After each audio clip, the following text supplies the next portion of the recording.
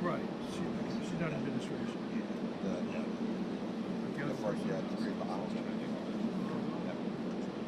Yeah, I mean, okay, cool. Thanks for the heads up.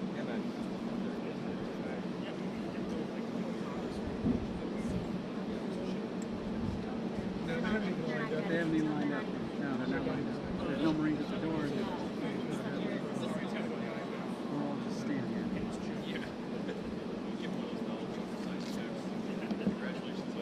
I know. Just checking. I'm full length, you're tight? Cool. I'll go full length. Yeah. Sorry, just make sure you get something different from the rest of us. Oh yeah. Actually, no, I'm bringing it to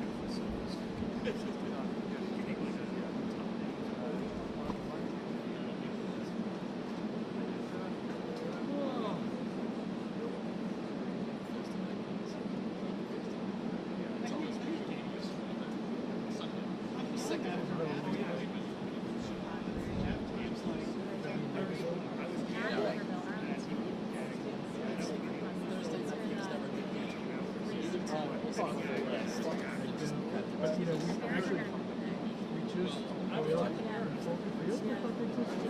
Am I going straight to Roger Goodell's office? we just did a vacation in Chicago. Really? Kids had never been.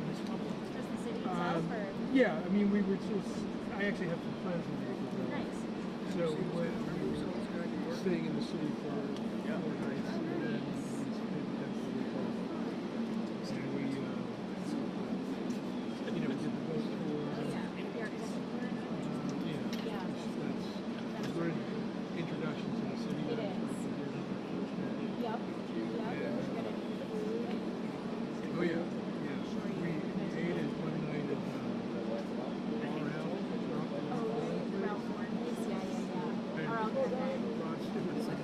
No way. It was kind of a setup because my buddy, the guy was staying, his son, he's like, oh, so he was probably like, oh, I think you guys are nice. Yeah, that's so fun. That's a good one. That's a fun one. That's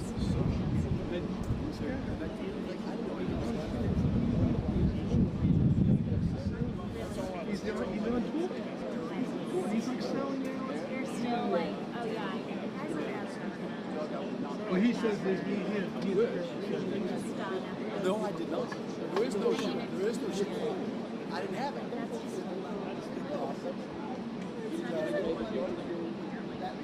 We only have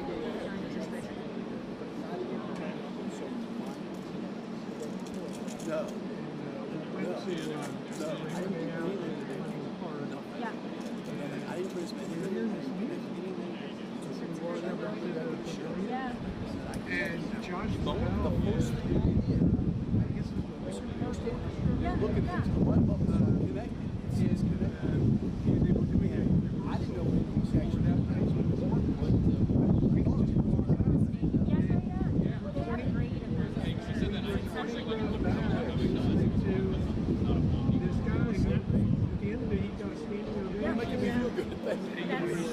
With the conductor, he had, you know, it was, I mean, it was like being at a show, but kind of stumbling into it.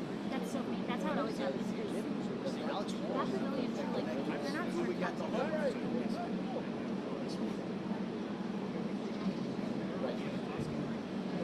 If I'd known that, I'd have shared.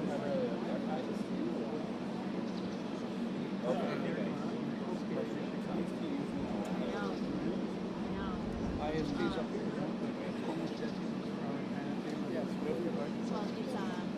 Yeah. Remember, there's going to be something standing right there.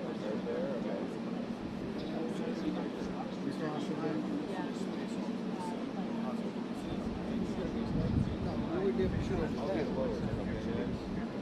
Not in front of him. We won't be able to see. They don't. We're actually not. When we first started doing this, we weren't supposed to be in the driveway space at all. We're always supposed to be on the edge of the driveway. I'm doing go ahead. Yeah.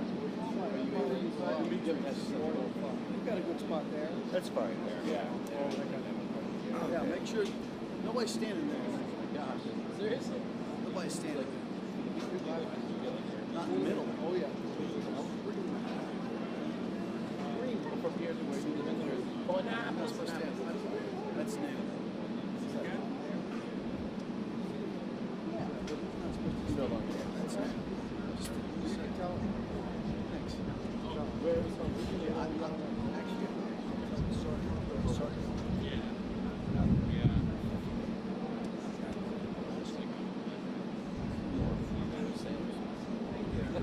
That's true, yeah. I wonder if you go enough to still give you a card. So you check it out for exactly next weekend.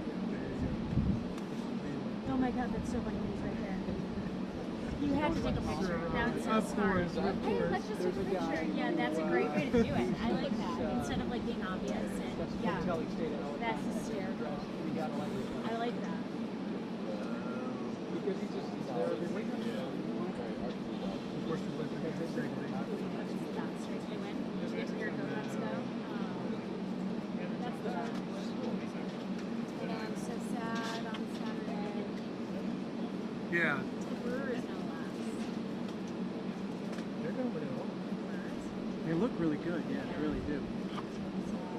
7. Yeah. Well, you never, I mean, of course, you never know. Sorry. Brewers look good, and They do look good though. The Lions or no, they're out. So we're hoping for Tigers. That'd be good. There you go. Midwest brawl. I really would. that's Detroit, too. Yeah, We so root you're a for the Tigers. Tigers.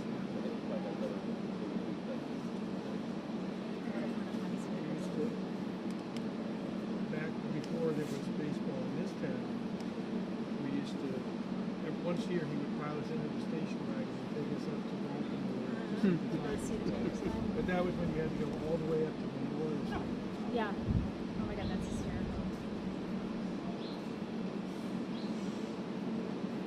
When did the Southern leave? They left in the 70s and 60s.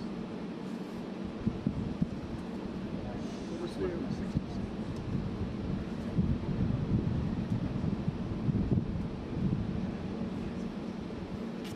This is really getting a waste of time.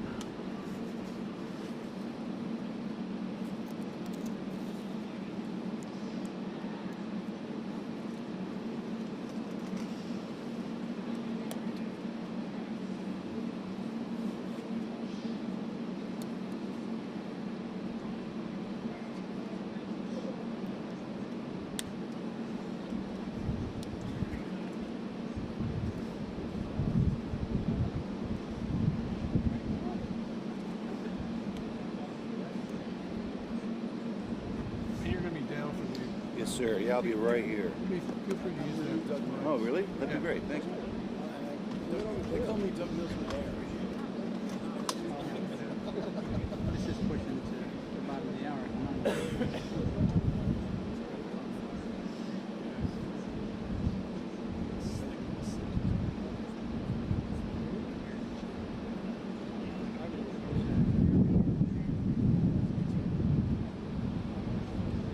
I can't believe it.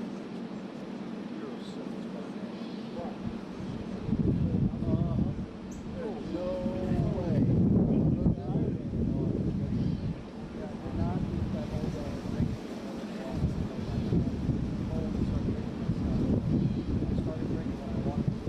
And rode the light.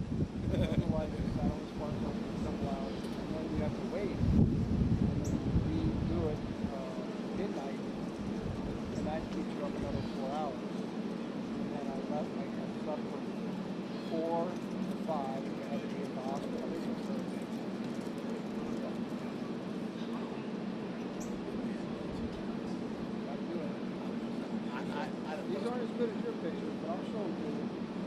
My whole colon. Oh, the old. I'm not worried. Didn't have anything to fly. Not worried about it. Not like the lady before you. I'm sorry, she's like, so sorry we were late. The lady before you never had a colonoscopy. 45 minutes. 2 of them.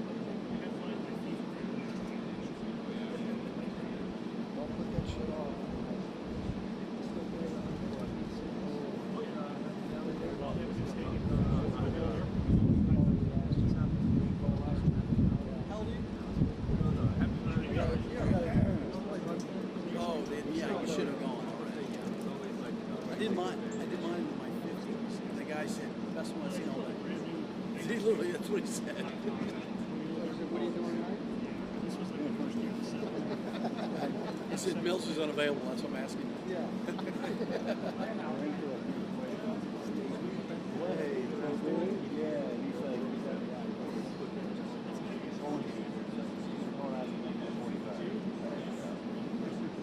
That was his advice for me, though.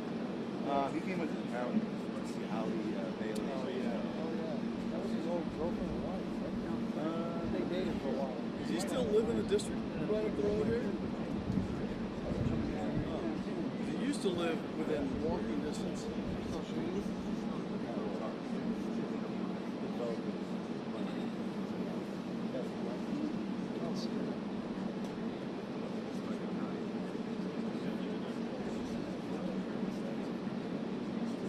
Yeah, that will not be my problem, because I don't have enough to invest.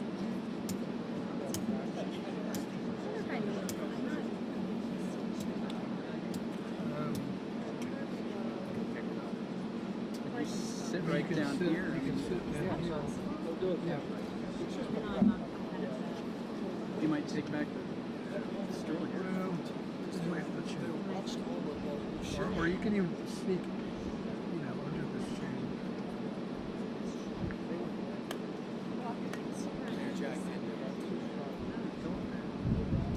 Easier to ask forgiveness than permission. Yeah, right. Limbo. That's the only way to. All right, my producer may be taking this. Oh, okay. No, it's okay. Never mind. No, you're good.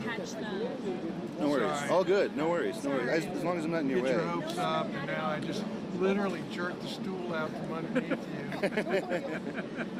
All good. It looks okay. As long as I'm not in somebody's way, I'll be low. Thank you. Sorry. So it's just the wife. That's all. You survived. What's that? You survived the story. I'll be okay. Survive this and be all right. Get to the end of the day.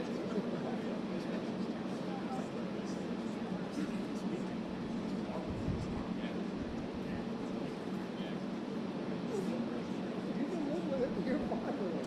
And you can sleep.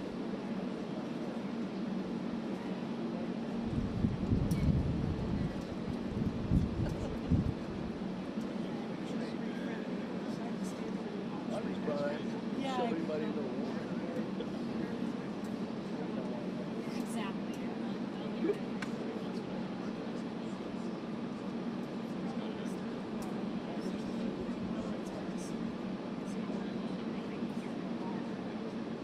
Right. Usually it goes well. Because then you get to see the guys.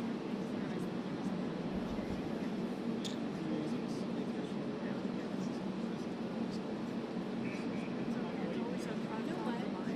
I just got an email from Fox. There's somebody speaking in the telephone camera. Would you mind just stepping it out? I'll ask them if they call. Sure. He said it was like at least 2 hours to do all that stuff. It's Fox. Then just thank you.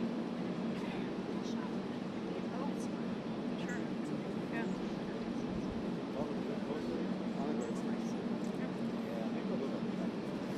We'll wait and see. Good times. We'll know when they're close when they start coming around. What you got? I'll ask them. Okay.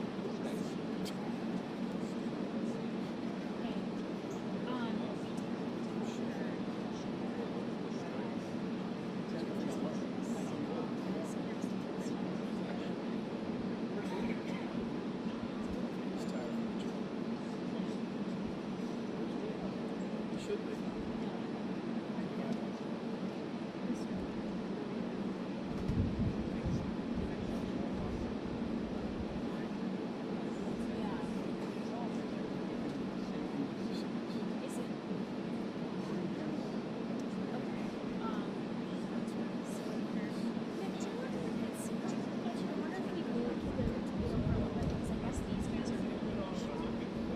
They're not going to be. Okay, because I'll. Yeah. Okay. Okay. Sounds good. Whose picture? Sounds good. Right.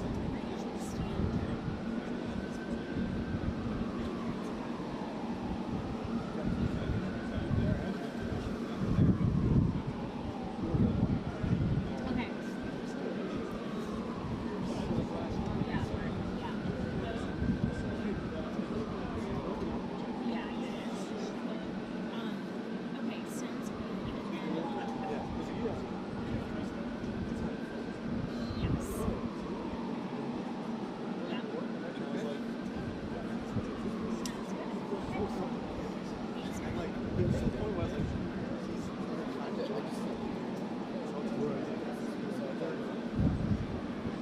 about that.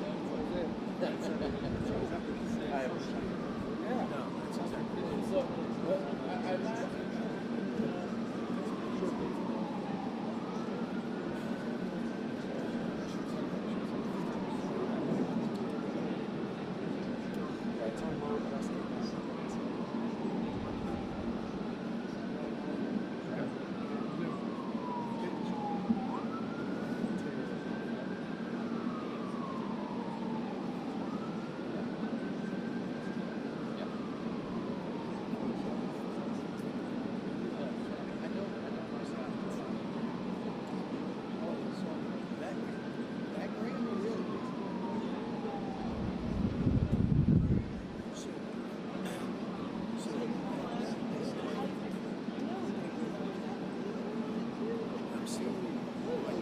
Oh, that guy. New Zealand.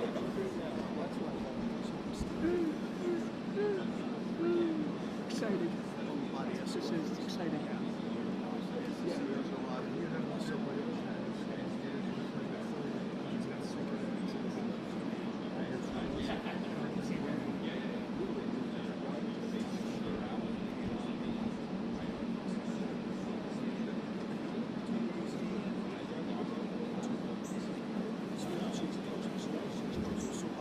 You guys all doing that tomorrow too? They asked for ours tonight. I guess the full stop tonight. and then they got to clear out the booth. Are they moving out of the booth? I just locked the door and walked away, but we're leaving the stuff in the rack in the back of the refrigerator.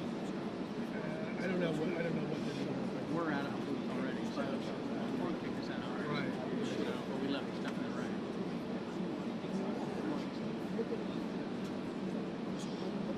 Well, yeah, ours was supposed to go to Newsmax. They thought later walked in, like everything was up on there. We took everything. We took everything. And we paid for all of it. Put everything down to the TV receivers. So, and then they were told they could pay for it. They don't even have it. They're sitting.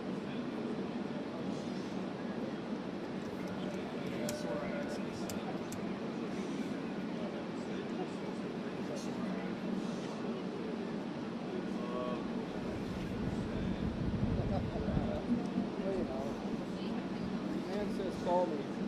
Say, okay, I'm calling right now.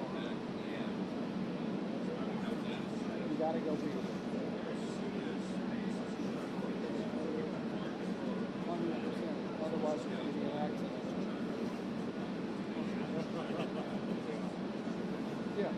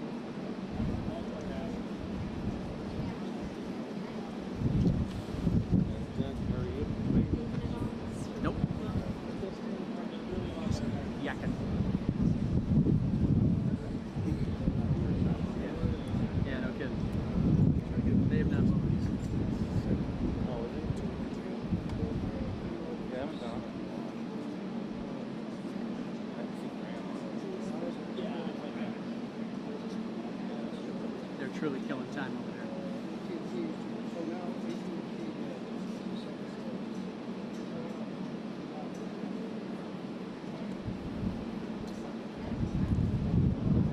I'll take a picture of this.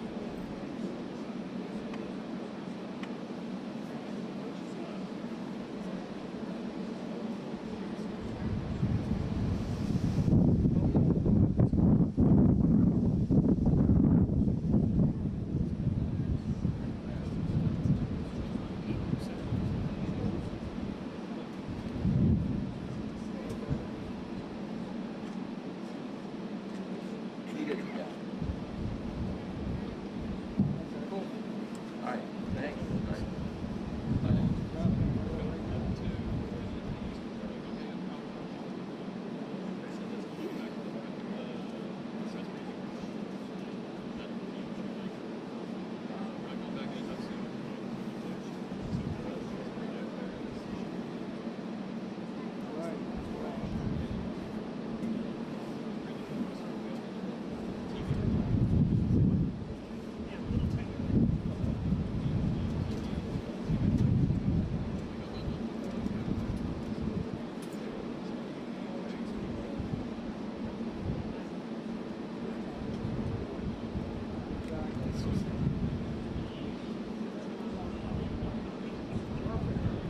All right.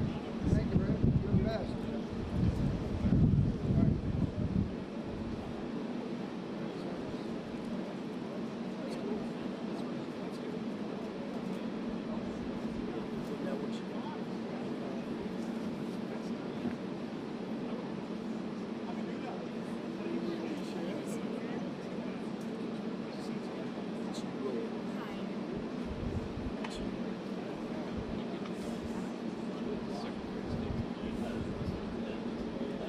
Fox here?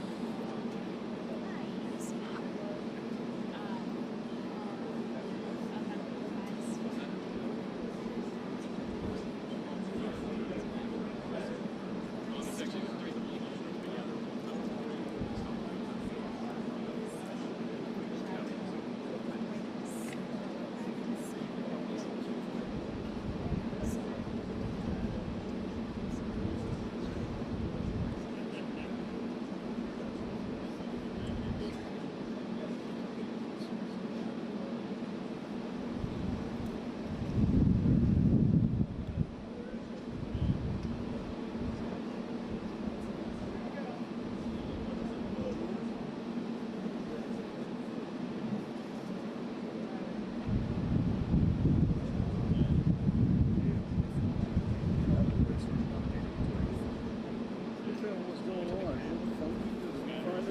I bumped the auto white balance, so it was it changed. It had some stuff on the graphic down there.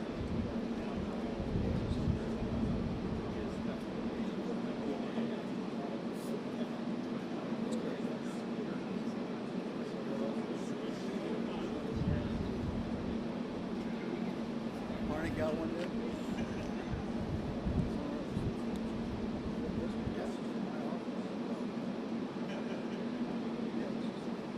You see, I know Marty works with this. I didn't know this.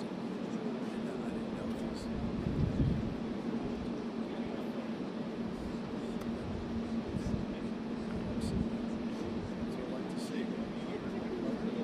My buddy moved me.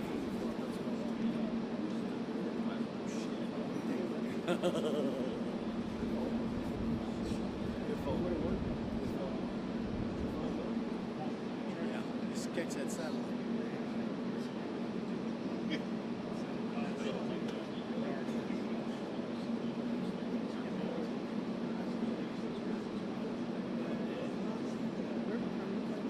Sure.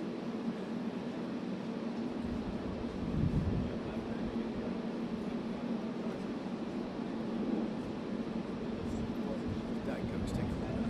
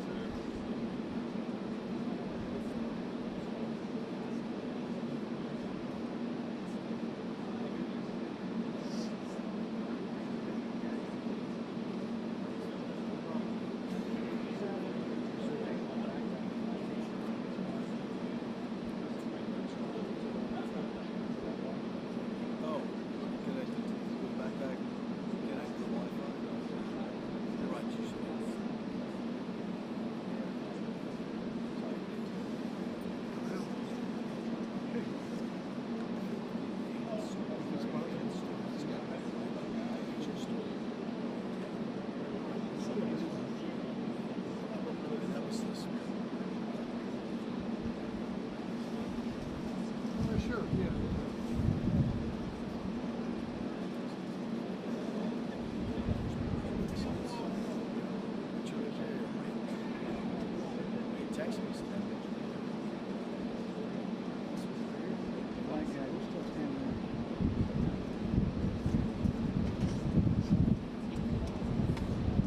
Thank you, sir. There you go. You see that note about Pentagon Pass? Yeah, but I don't have one. Okay.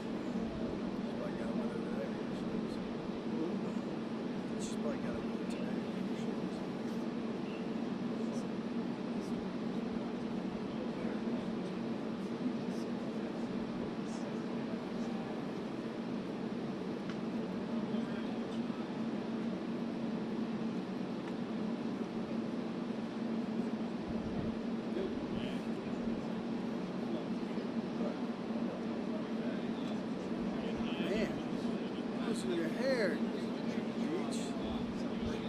Wow. What? What else is busted up besides your Achilles? Yeah, that's right. Oh yeah, there's that. Can you see if the gate's closed? It's closed. Yes, it is. You can't do that. No, they make a big deal out of the ladder sometimes. The gate's open! The gate's open!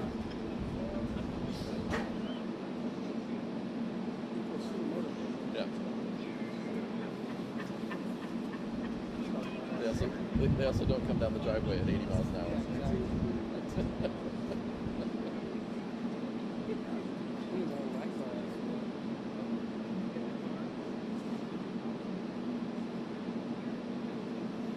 Nope. Here we go. They're lining up. Troops are moving. They're moving.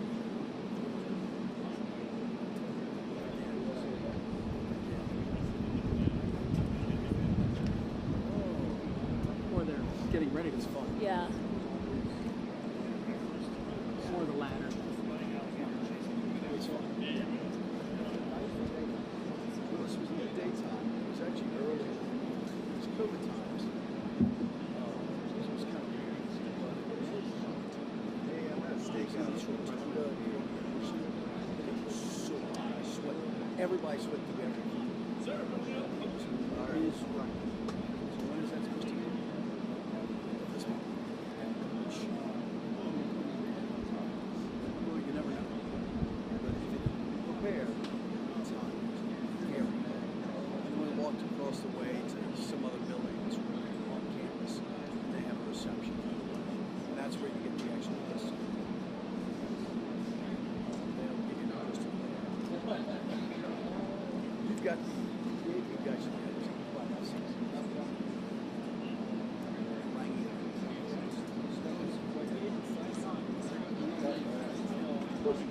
Yeah.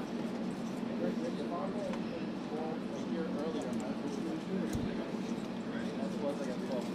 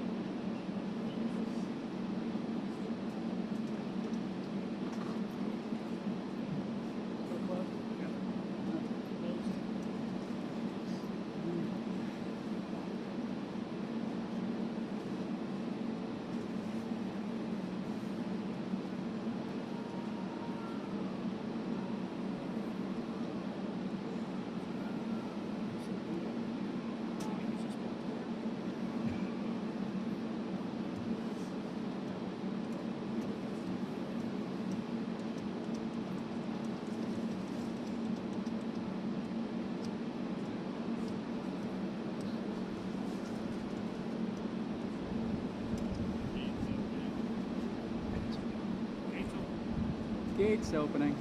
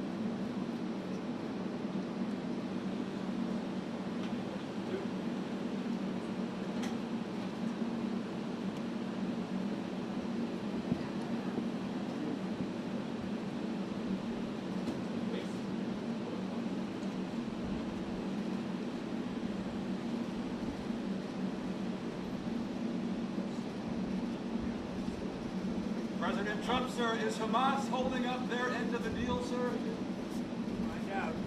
Your message to the people of Argentina, please. Love them. Be there for them. And have a great leader. A very great leader. Thank you.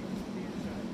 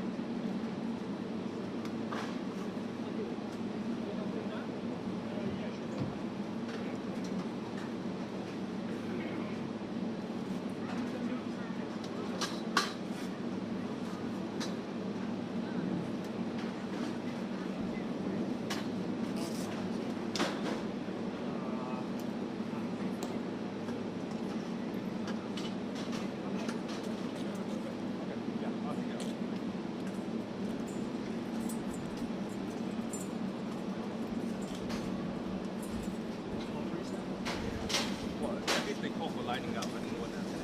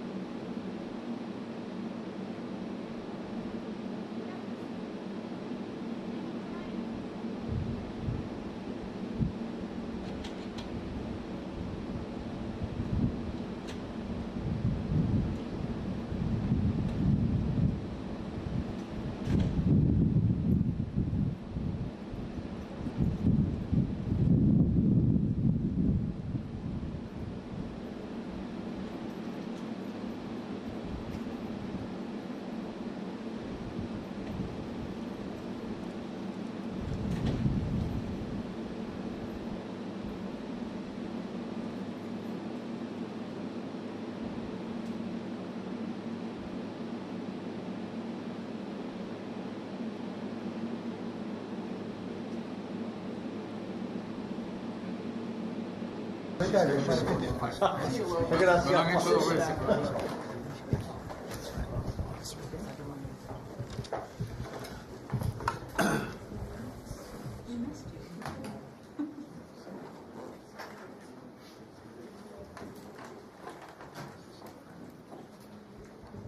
thank you very much. It's a great honor to have the leader of Argentina, a place that I love, I've been to, and one of the most beautiful places in the world, President. And I really want to thank you very much.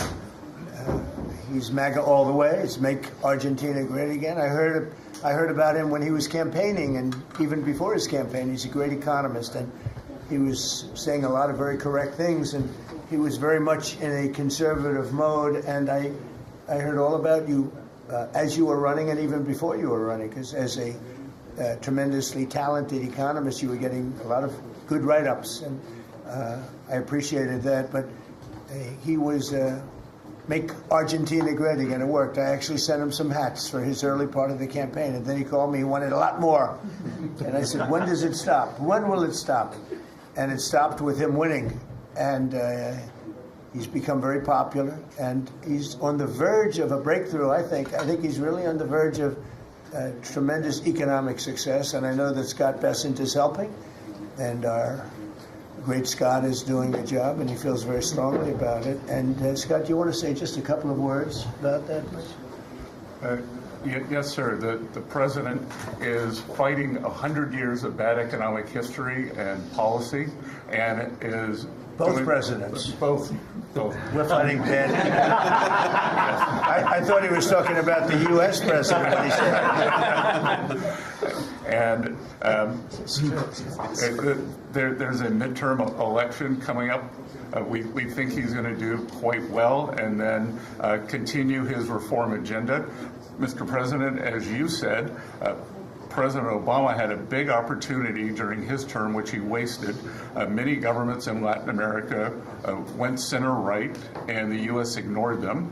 We are not going to ignore our allies. It is economic strength. We're using our economic strength to create peace, just as you've done all over the world. And it is much better to form an economic bridge with our allies, people who want to do the right thing, than have to have shoot at narco gunboats. So we think that this is an opportunity for the Argentinian people, and that President Milei is the one to do it. He's got a great cabinet. He's got a great team who we've worked with over the past weeks. And the election is coming up very soon, and it's a very big election being watched by the world, because he's done an incredible job. But with that comes some pain. And they have some pain, and now they're coming out of it. And I think the victory is very important. Your poll numbers, I hear, are pretty good, but I think they'll be better after this. And, you know, our approvals are somewhat subject to who wins the election, because if a socialist, or in the case of New York City, a communist wins, you feel a lot differently about making an investment. I think, Scott, you'd feel that if somebody that had no chance, in other words, if somebody wins and has no chance of ever having a great economy because of that philosophy, you would put a halt to what we're doing. Yes, sir, and we're confident that President Milei is going to do well. We've been criticized by a couple of American Peronists, like Senator Warren. And you know, she and that's a compliment. Yeah. She has no idea what she's doing. She's a nasty, horrible senator. Go ahead. Other than that, I like her very much. Yes, and she and her protege in New York, Mandame, who I don't even think he's a Peronist. I think he's more the communist Chauvinismo. So we stand with the president and what he stands for, and the hope for the Argentinian people. And President Trump, just like you, he carries the young people.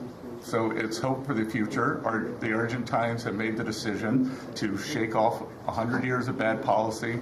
They went from one of the richest countries in the world to a ton of debt. And I think that with the bridge the U.S. is giving them and the strong policies, that Argentina can be great again.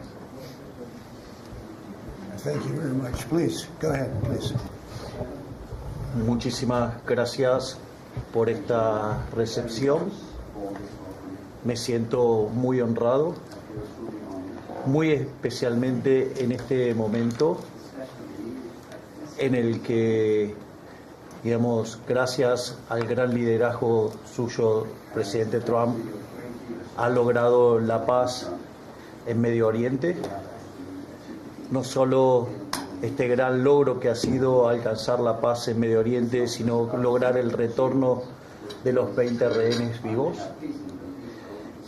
Además, quiero también felicitar por esa labor y por entender, digamos, la amenaza que es el socialismo del siglo XXI en todo el mundo, y en especial en América Latina, la labor de Marco Rubio. Y también quiero agradecer profundamente el enorme trabajo que ha hecho el secretario Bethesda, digamos, para ayudar a superar este problema de iliquidez que tenía Argentina como consecuencia, digamos, de los ataques políticos que hemos sufrido por nuestros opositores que no quieren que Argentina vuelva a abrazar las ideas de la libertad y que quieran volver a abrazar ideas perimidas, fracasadas, que en el fondo no son ni más ni menos que caminos que conducen al socialismo. Así es que, en primer lugar, muchas gracias por recibirme, muchas gracias por lo que están haciendo por el mundo libre y muchas gracias al secretario Bessel por la enorme tarea que ha llevado a cabo y que, digamos, nos permite tener una ruta para poder transitar tranquilos y hacer lo que los argentinos de bien necesitan, y que creo que va a ser un buen caso para mostrar al mundo que las ideas de la libertad funcionan y generan prosperidad. Muchísimas gracias. Thank you. Thank you very much.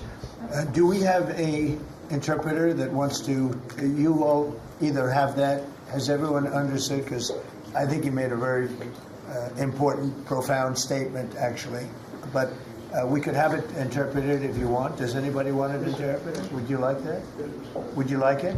Can the interpreter speak what, do we have somebody set up for that? You want? It's actually simultaneous, so if the President would like to repeat his statement, we can do it. No, that's okay. Don't worry about it. We'll leave it that way. So it's an honor to have you here. And I just want to tell you that your career has been an amazing one, and it's going to continue with the election. You're going to win the election. We're going to endorse you. I'm going to endorse you today, fully endorse you. And, you know, people in Argentina like me. A lot of people like me. I'm even surprised myself. But we had a great week. We had a great weekend. We had a great period of time in the Middle East. It was very comprehensive. It went very rapidly, and I think it's going to lead to something that's going to be unrecognizable, certainly for the Middle East. What's taken place in the last few days, people can't believe it. I've never seen anything like it. I've never seen the love and the spirit. And I've done a lot of things. I've done a lot of deals. I've done a lot of political deals where countries come into line or whatever, but I've never seen anything like this, the level of love. And it has to do with the mystique of the Middle East, I think, because if I did other countries, I did 7 other settlements of wars, complete settlements of wars, and it was very well received. But this is something I've never seen anything like it. The media covered it very fairly, and even the fake news, of which we have a lot, they actually covered it fairly for a change. And I appreciated that. We have to get back to that. It's so important. But I just want to say it's a pleasure to be with you, and we're going to have lunch, and we'll take a couple of questions from the news, and I'm sure they'll be extremely non-hostile and friendly. Like JD went through a very friendly interview with George Slobodanopoulos, who was nice enough to pay me $16 million the last time we came. He had to pay $16 million to me, which was good. It was worth having somebody lie. If you get $16 million, that's good. But JD had a very nasty person interviewing him, and we can't let that happen. Just as inappropriate to cut off a highly respected vice president of the United States mid-sentence. It was, I guess it's one way to win an argument. That was the only way he was going to win the argument. So it was pretty inappropriate, I want to tell you that. So thank you very much. Do you have something there? Yes. Oh, good. Thank you. Sí, quería darle.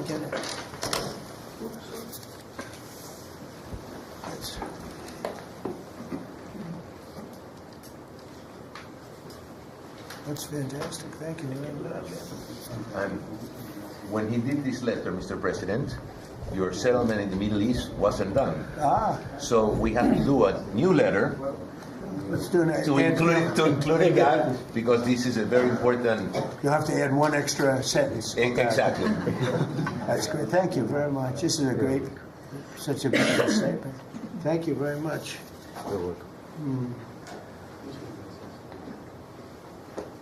That's beautiful. Thank you. Mr. President. Okay. Mr. President, how is this Argentina? Why don't we talk about Argentina first? And Yeah. Go ahead. How is Argentina going? Are you worried about the influence of China in Argentina? Sorry. Go ahead. How is this Argentina rescue package America first? And is this rescue package meant to help President Milei's party in the coming election? No, it's helped. It's really meant to help a good financial philosophy where Argentina can, after 20 years of disaster, because it was very successful at one point, and it can be again, like Venezuela. Venezuela was very, very successful, and now it's a dictatorship. So when we can help our neighbors, we're making tremendous progress in South America. South America, Marco was telling me, he's like our great expert here. He really knows it. You were telling me that so many of the countries are coming our way. And we had a few years ago, when I just came back, so I've been here now almost 9 months, but when I just came in, I was amazed to see how poorly we've done. We lost so many, and one of them was Argentina, would be lost if he wasn't there. And I think he will be there because the people recognize he's done an amazing job. He took over a real mess. So did I take over a mess. I took over a mess by, the Biden group. And Obama he started it, I'll tell you. Barack Hussein Obama started it. Could you give a couple of words on South America? You were telling me so well yesterday how well we're doing. Go ahead. Well, first of all, we have now 8 or 9, 10 countries, Argentina being foremost among them, that have aligned with the United States on issue after issue in international community events all over the world. They're, in fact, these great allies like Argentina, but I can go into others, Costa Rica, I don't want to leave anybody out, El Salvador, but I think one of the more promising developments is later this month there'll be an election in Bolivia after 25, 30 years of anti-American hostile government. Both of the candidates running in that election, in the runoff election, want strong and better relations with the United States and another transformative opportunity there. But so I think this is important. This is our hemisphere. It's where we live.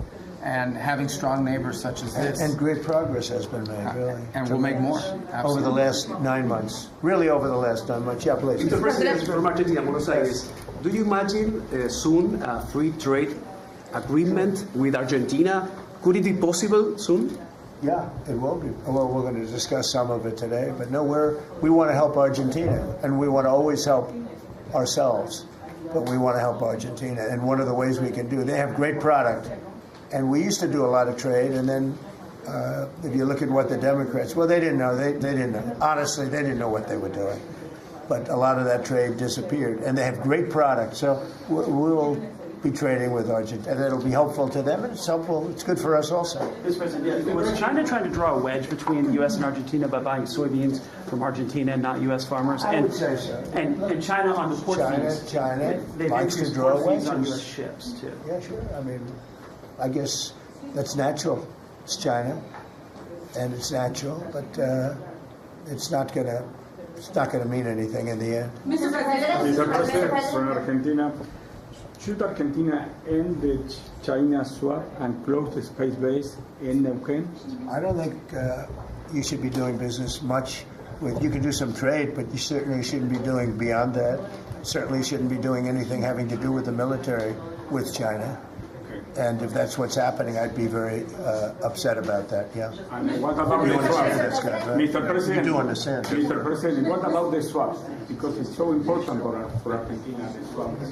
Go ahead. The central bank. The American assistance is not predicated on the swap with China being closed. Any reporting to that effect is incorrect. But you said that Argentina has to export China from your business or from your agenda, and the swap is so important for Argentina. No, I was referring more to ports, military bases, observation facilities that have been created in Argentina. Than the swap? More than the swap? More than the swap. He was referring to that. Yeah, behind you, please. Yes, President for Argentina. What's the benefits for United States in helping this way Argentina? Just helping a great philosophy take over a great country. Argentina is one of the most beautiful countries that I've ever seen. And we want to see it succeed. Very simple. I mean, we don't have to do it. It's not going to make a big difference for our country, but it will in terms of South America. If Argentina does well, you're going to have others following, and a lot of others are following. You have countries in South America that 2 years ago would have never even been thought of to go as democracies or as just countries that want to do fair and balanced trading. And now I mean, you mentioned Bolivia, but there are numerous other countries that are coming our way. And Brazil, as you know, I had a very good conversation with the president. I met him at the United Nations before I went up to speak, and then I found that I didn't have a speech because I had no teleprompter. They turned off my teleprompter purposely. They made it impossible for me. But it didn't silence me. I spoke without, and it was a good speech. It was a good speech. But no, I think of that. You go into the United Nations, I'm speaking in front of 158 leaders and the whole world. And I look at my teleprompter, and it's dead. They killed my teleprompter. They wouldn't let the man that operated into the booth. Can you believe that? You don't have any specific interest in economic terms for the state? I do have. No, I want to see it succeed. I think it's going to be great, and we will benefit also. But it's not that big a benefit because it's not that big a country, but it's a very important country, and it's a country that can be very successful. There are some countries that will never be successful. This is a country that has great potential if it has the right leadership, and you have the right leadership with this man right here. Okay? Mr. President, would you support dollarization? I would say that I'll leave that up to my my economic people, but I like the dollar. I'm very strong on the dollar. And anybody who wants to deal in dollars, they have an advantage over people that aren't. But for the most part, we're keeping it that way. I think if Biden would have, Biden, that group would have gotten elected, meaning Kamala, you wouldn't have the dollar as your currency anymore. You wouldn't have a world domination by the dollar if I didn't win this election. And now the domination, like BRICS. I told anybody who wants to be in BRICS, that's fine, but we're going to put tariffs on your nation. Everybody dropped out. They're all dropping out of BRICS. BRICS was an attack on the dollar. And I said, you want to play that game, I'm going to put tariffs on all of your product coming into the U.S. They said, like I said, we're dropping out of BRICS. And BRICS is like, they don't even talk about it anymore. Scott, do you want to add to that, please? We're very happy with the current currency arrangement. Mr. President, Your ABC fake news. First of all, congratulations. I don't take questions from ABC fake news. After what you did with Stephanopoulos to the Vice President of the United States, I don't take questions from ABC fake news. Brian, go ahead. Yes, sir. First of all, congratulations on achieving peace. You are indeed the peacemaker. On a lighter... Did you ever think I was going to be called a peacemaker? Actually, I did. I saw some of the actions you were doing. Go ahead. But on a lighter note, Alyssa Farah, she is one of the hosts on ABC's show The View. She said a while back, I'll quote, "If Trump gets the Israeli hostages out, I promise I will wear a MAGA hat for one day on this show and say thank you for doing it." Your response? Well, did she put the hat on? Well, she hasn't got the hat yet. Who is it? Which one? Alyssa Farah. Well, she used to work for me. So she used to work here. I'll tell you about Alyssa. She worked here. She gave me the most beautiful letter when, the administration, the time came up, the election was rigged, I left. She gave me the most beautiful letter you've ever seen. I was a great president. What a great job. Some of the letters have been quoted. This is Alyssa, who I never thought was very outstanding. I figured she would not make it. And she didn't have a big role here either. And then we had January 6th, and she left after that or before that, but she gave me the most beautiful letters. And then even months after she left, and while we weren't here any longer, She sent another letter, glowing letter, beautiful letter. And then she got hired by The View, and they gave her a couple of bucks, and she changed her view very quickly. I never thought she'd make it. Never thought she had what it took in any way. You know what that means. But she's on The View. But it just shows what a fraud The View is, because this woman gave me letters and statements. She said I was the greatest president in her lifetime. Now, she's not that old, so I didn't consider it a great compliment, but I've had better. Can we send her a hat? Well, recently I've had the greatest president of them all. I like that much better. Mr. President? Does that include Washington and Lincoln? Yes, sir, it does. I said I like that president. So I think she's a total. I think she's a joke. Mr. President, on Gaza, how long will it take Hamas to disarm, and can you guarantee that is going to happen? Well, they're going to disarm, and because they said they were going to disarm. And if they don't disarm, we will disarm them. How will you do that? I don't have to explain that to you. But if they don't disarm, we will disarm them. They know I'm not playing games. Okay? Now, we did something monumental. We got the hostages back. That was the first thing we had to do. Above all else, get the hostages back. Now, they misrepresented because we were told they had 26, 24 of dead hostages, if we can use those terms. And it seems as though they don't have that because we're talking about a much lesser number. But that's a very tough subject. I want them back. That's what they said. I want them back. Also, they said they were going to disarm. And initially speaking, they needed, they did take out a couple of gangs that were very bad, very, very bad gangs, and they did take them out. And they killed a number of gang members. And that didn't bother me much, to be honest with you. That's okay. We had a couple of very bad gangs. It's no different than other countries. Like Venezuela sent their gangs into us, and we took care of those gangs. We have Washington, D.C. is one of the safest cities in the country. It was one of the worst cities in the country if you go back just a little while ago, right? Now it's safe. You can walk to work. Isn't it nice? But we have told them we want to disarm, and they will disarm. And if they don't disarm, we will disarm them. And it'll happen quickly and perhaps violently. But they will disarm. Do you understand me? Yes. You say because quickly. everyone says, oh, well, they won't disarm. They will disarm. And I spoke to Hamas, and I said, you're going to disarm, right? Yes, sir, we're going to disarm. That's what they told me. They will disarm, or we will disarm them. Got it? Okay. What is the deadline you're going to put on that? You say quickly, sir. Sir, you say quickly, but what is the deadline you're going to put on that before you take action? A reasonable period of time. Pretty quickly. A reasonable period of time. Congratulations on the peace you achieved in the Middle East, first Thank of all. you very much. And my question is regarding Argentina. Does continue? Are you from Argentina? I'm from Argentina, yes. I like the Argentina. I like them much better than ABC. Than ABC fake news. Me too, sir. Yes, go ahead. Does continued U.S. support for Argentina depend on the results of the upcoming legislative elections and the ability of the government to pass long-lasting reforms through Congress? Well, I think if they don't do that, we're not going to be around very long. Scott, can you handle that one, please? We're confident that the president's party will and the coalition will do well in the election, and this aid is predicated on robust policies, and going back to the failed Peronist policies would cause a U.S. rethink. It's a little bit. It's a great question. It's a little like New York. You're reading in Argentina about New York. We have a problem. We have a communist who's 33 years old, doesn't know a damn thing. Practically, he's never worked a day in his life, and he sort of caught on, right? And I'm not going to send a lot of money to New York. I don't have to. The money comes all through the White House, and if they're going to be sending us stupid policies, communist policies, which is proven for thousands of years doesn't work. We don't have to prove it again.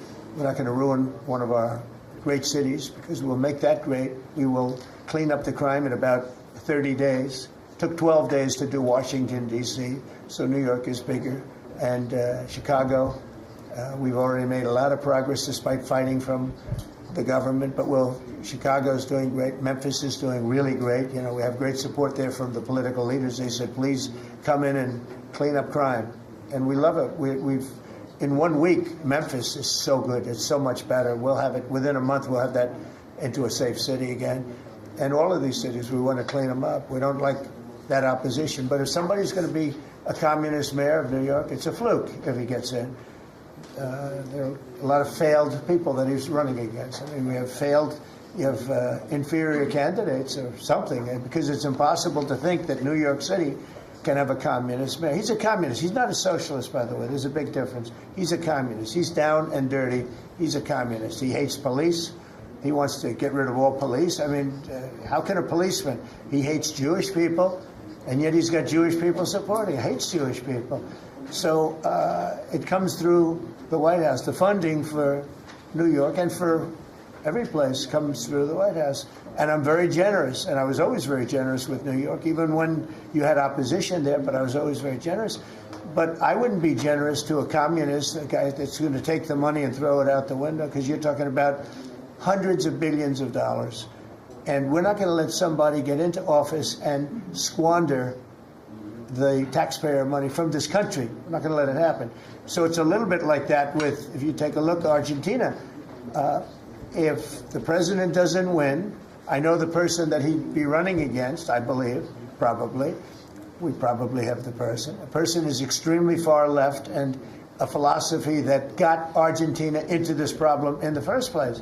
So we would not be generous with Argentina if that happened. If he loses, we are not going to be generous with Argentina. Mr. President,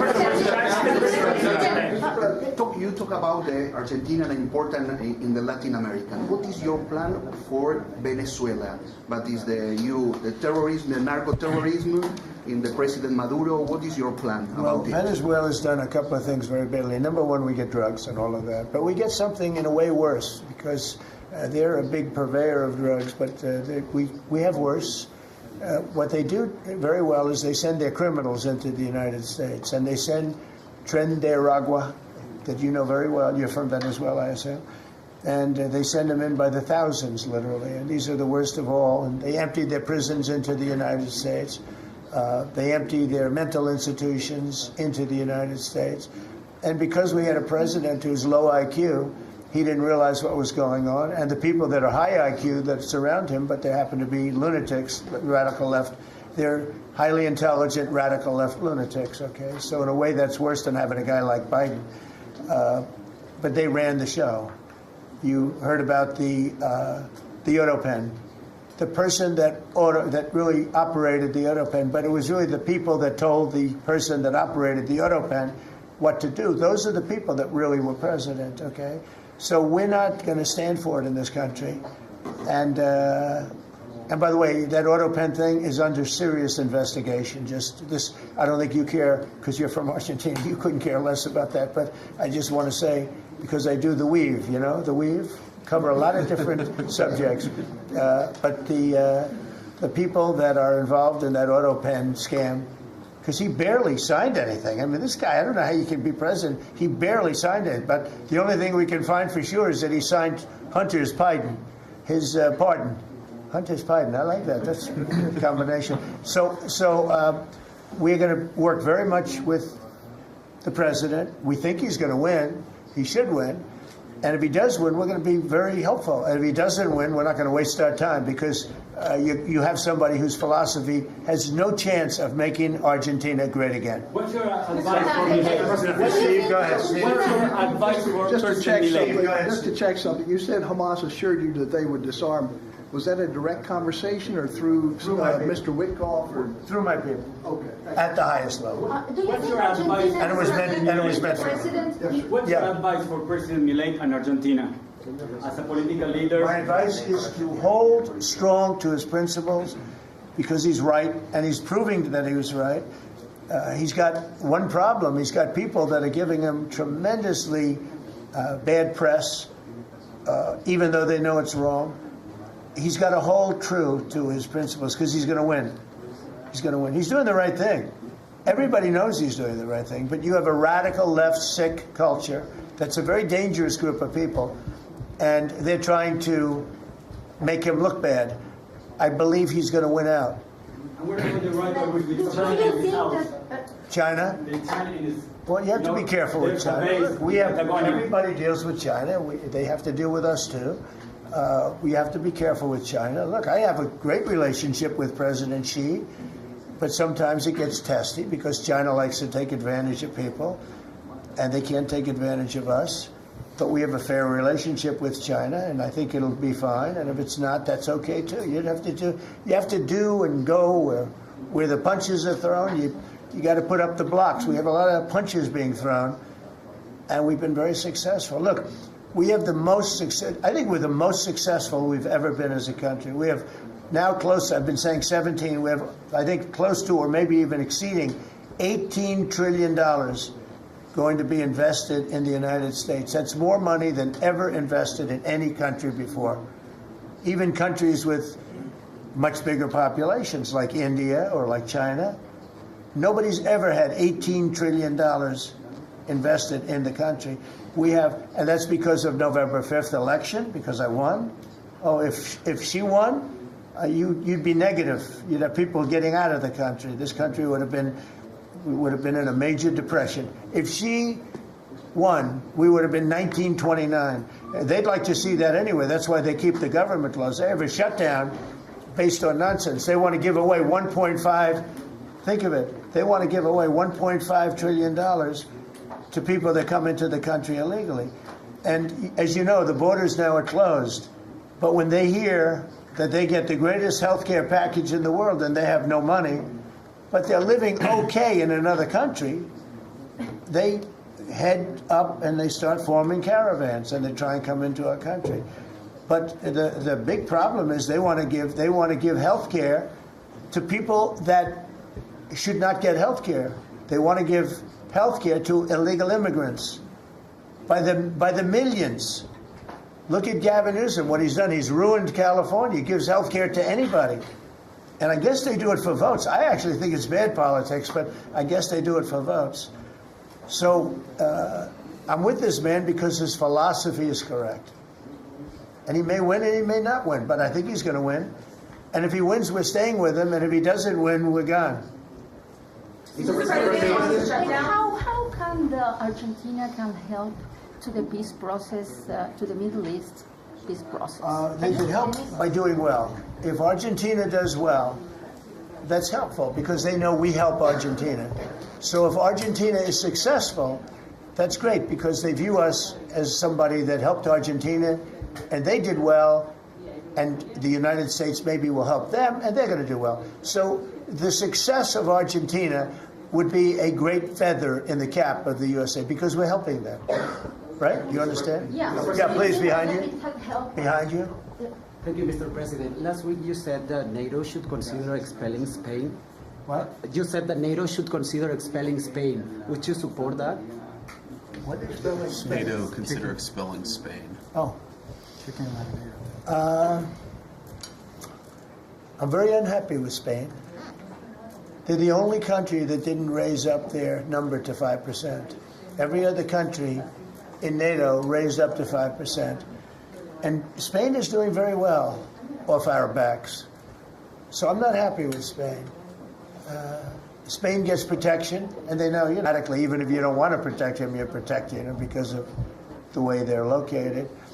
And I think what Spain did is a very bad thing for NATO. I think it's very unfair to NATO. It wouldn't matter if you said you're not going to protect them because they're pretty much protected. What are you going to do? Go through the other countries and let's go attack Spain, right? So I think what they did is not nice. I think it's very disrespectful to NATO. In fact, I was thinking about giving them trade punishment through tariffs because of what they did. And I may do that. I think unbelievably disrespectful. Spain. The only one out of all the countries in NATO, the only one that said that is Spain, and I think that's. I think they should be punished for that. Yes. On the government shutdown, you have the money to pay the troops on October 15th. Okay, how? I actually have a man who is a very wealthy person. You'll know that when I tell you this. Who called a donor, a great gentleman, and he said, if there's any money necessary, shortfall, for the paying of the troops, then I will pay it, meaning he will pay it. How about that? I said, look, We're not going to need it. We're going to take care of our troops. But this was a position that's being forced upon us by Democrats. And all they have to do is just sign a piece of paper saying we're going to keep it going the way it is. You know, there's nothing. It's not like it shouldn't even be an argument. They've signed it many times before. I don't want to bore you with the fact that Schumer said 100 times you should never close up government. But Schumer's a weakened politician. I mean, he's going to finish his career as a failed politician. He's a failed politician. He's allowed the radical left to take over the Democrat Party.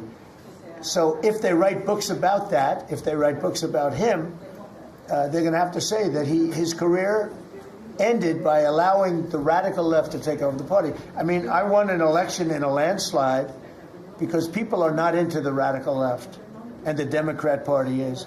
People didn't want to see men playing in women's sports. They didn't want to see transgender for everybody.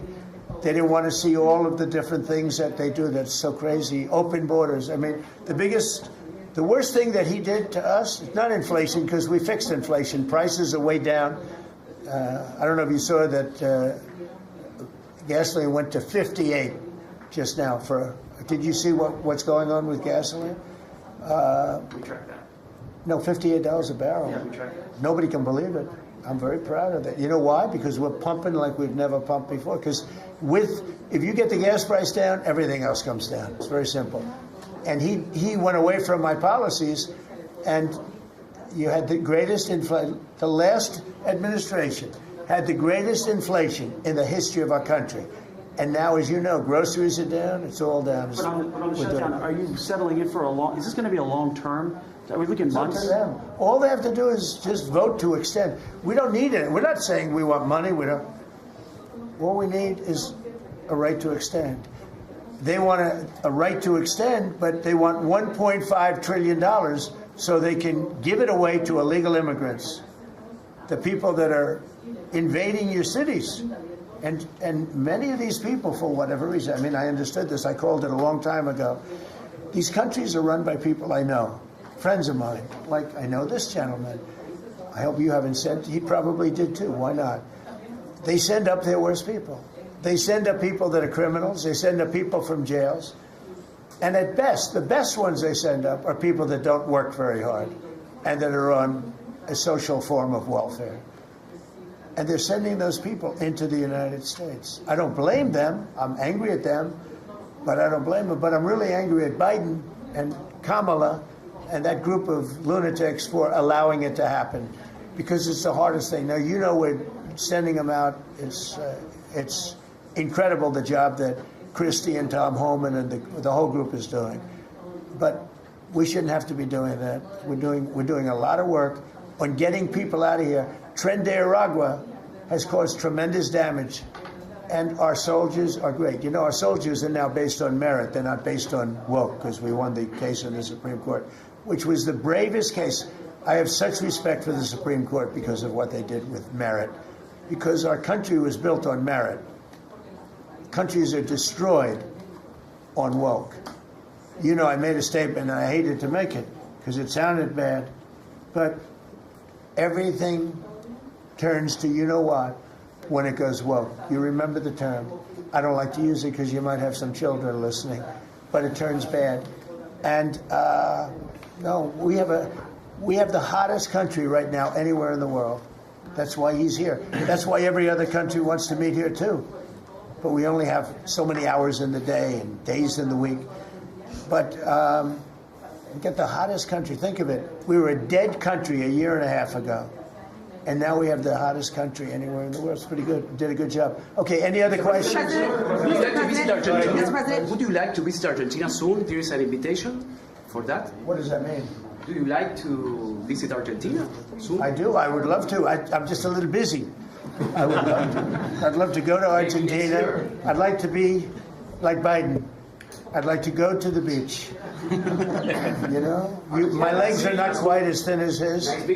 My legs are slightly heavier. My arms are slightly larger. My body is a little bit larger than his. I'm not sure it would be appreciated on the beach, but I'm not going to take a chance. You won't see me in a bathing suit. You won't see in a bathing suit sitting on a beach in Argentina, falling down. not being able to lift a 3-ounce chair, meant for old people to lift, and he couldn't lift it, so we had a problem. He spent too much time on the beach. Somebody told him that he looked good in a bathing suit.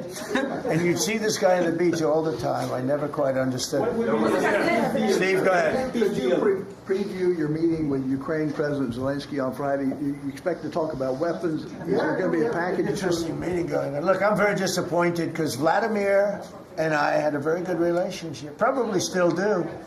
I don't know why he continues with this war. This war has been so bad for him. He's going into 4 years of a war that should have he should have won that war in 1 week. He's now going to soon be into his 4th year. He's lost 1.5 million soldiers, probably, close. Certainly in terms of wounded and no legs and no arms and all the things that happen in horrible wars. It's a horrible war. That's the biggest thing that's happened since World War II in terms of death. It's bigger than any of them. I settled 8 of them. The biggest is that in terms of death. Incredible. I think India, Pakistan had great potential too. We did a great job of that one, but he's got to really settle this war. And you know they have long lines waiting for gasoline in Russia right now, right? They have long lines. Who thought that was going to happen? And all of a sudden his economy is going to collapse. And I'd like to see him do well. I mean, I had a very good relationship with Vladimir Putin, but he just doesn't want to end that war. And I think it's making him look very bad. He could end it. He could end it quickly. And I have to tell you, I give credit because who would think that Ukraine could have fought Russia for 4 years to essentially a standstill? Now, there has been some early,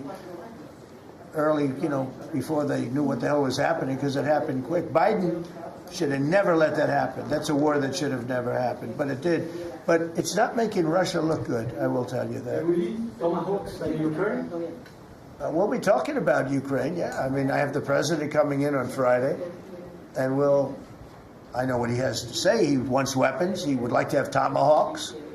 Everyone else wants tomahawks. And we have a lot of tomahawks. Tomahawk is do you need any tomahawks in Argentina? You can cross Moscow with tomahawks. You need them for your opposition, I guess, because see, in this country, they'd use tomahawks for the opposition.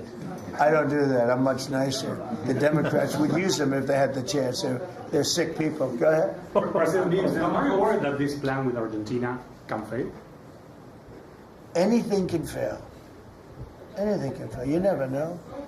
That's why I say Putin should do something about the war, because so far, I mean, it's turned out to be very bad for him. But anything can. So this plan can fail. Sure, it can fail, but it's got a better chance, I would say, Scott. It's got a better chance of success than failure. And if it's successful, it's an unbelievable success. It can transform your country into greatness. It's got a great chance. We'd like to give it a chance. Anything can fail, but we'd like to give it a chance. And we think, because he's made so much progress, I mean, the work that he's done over the last 4 years is incredible. And it would be a shame to lose that progress. He's very close to having a big success. Mr. President, will you consider removing new restrictions on the press that report at the Pentagon? And have you spoken to Secretary Hegseth about this? I have, yeah. Well, he's finding, I think I can speak for him. I'll let him speak for himself. But I think he finds the press to be very disruptive in terms of world peace and maybe security for our nation. Press is very dishonest. Not you.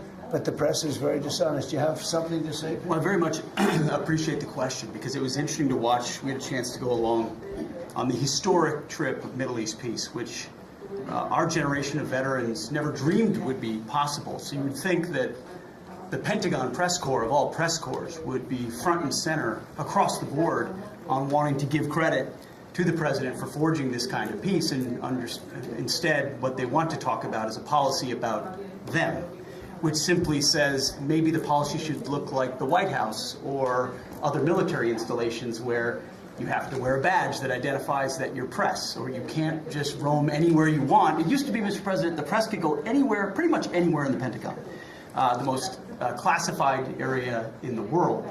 Or also that if they sign on to the credentialing, they're not going to try to get soldiers to break the law by giving them classified information. So it's common sense stuff, Mr. President. We're trying to make sure national security is respected, and we're proud of the policy. You know, we have an option here, as you know, the press years ago moved into the White House. It used to be across the street. We could move them. You're lucky I'm president, because we could move them very easily across the street. They used to be there. They would have more room. We have a beautiful, nice space. You can sit all by yourselves and have fun. Instead, you walk around the White House talking to anybody that can breathe.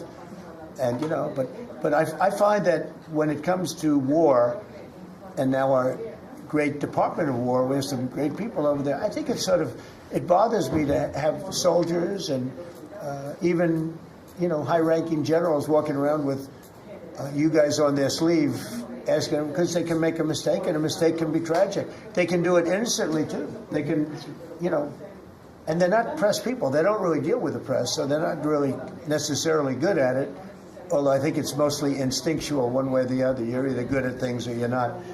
But I could see you being bothered by that. Mm-hmm. So you have them in an area, and you treat them fairly, but they're not allowed to go into much like the somebody's office and sit with them for 10 hours. Yes, sir. Yeah, I can understand. Mr. President, Boston had some street takeovers that we saw. Are you going to work with or try and work with the mayor of Boston? And then they have a World Cup. They have several World Cup games. I know Argentina knows about World Cups.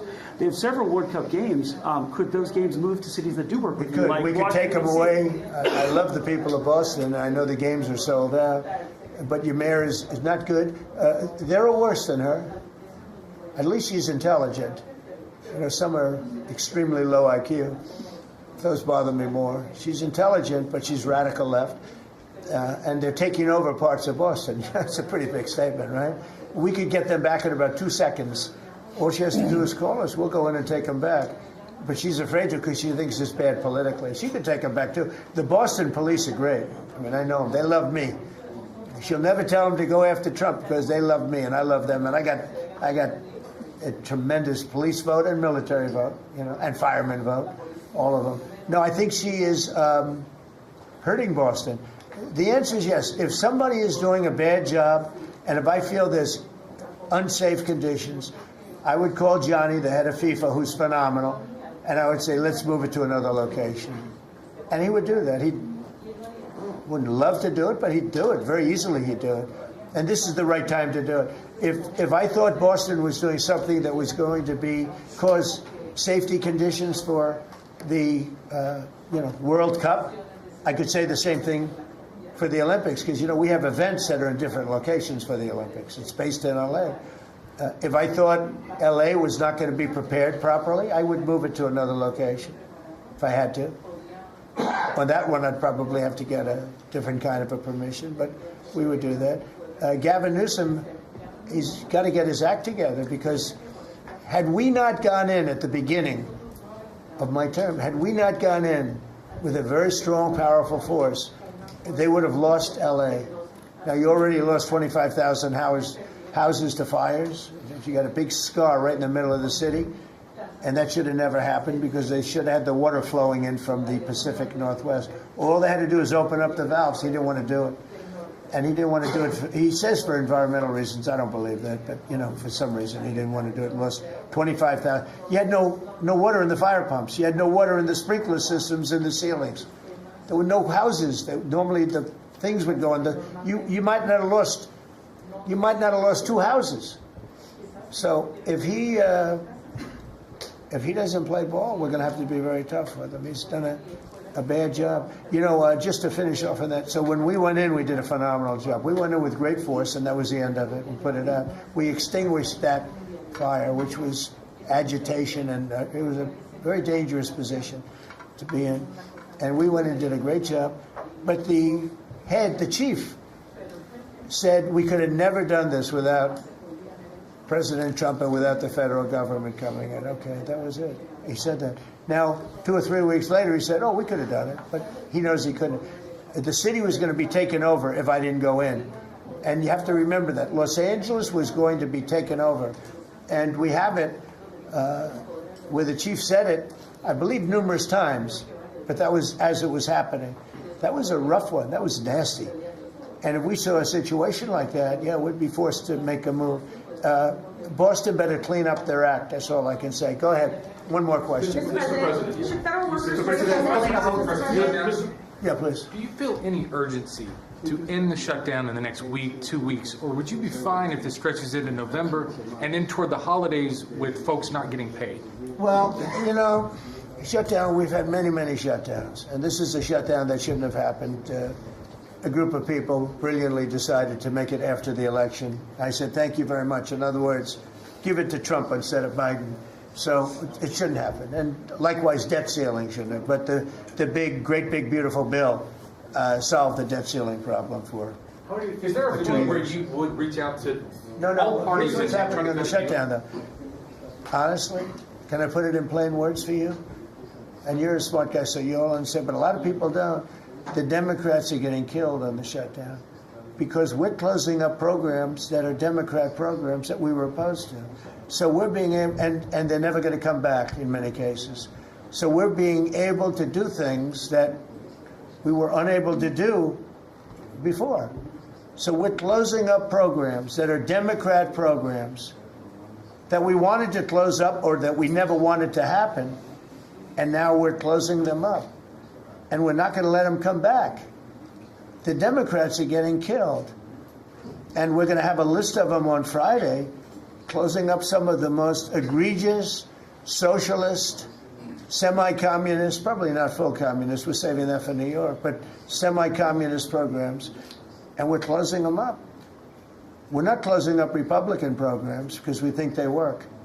So the Democrats are getting killed, but they're not telling the people about that. I say it, nobody, well, I haven't said it probably as bluntly as I just said it, but so we are closing up Democrat programs that we think that we disagree with, and they're never going to open again. Thank you very much. Thank you, everybody.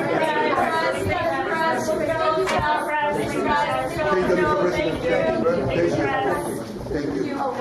One more. Let's go. No. As China deepens its presence in Latin America, what role do you see for the U.S.? I just like to watch your talk. Sorry. No? Good job. Okay, thank you. Good job. Thank you, Don.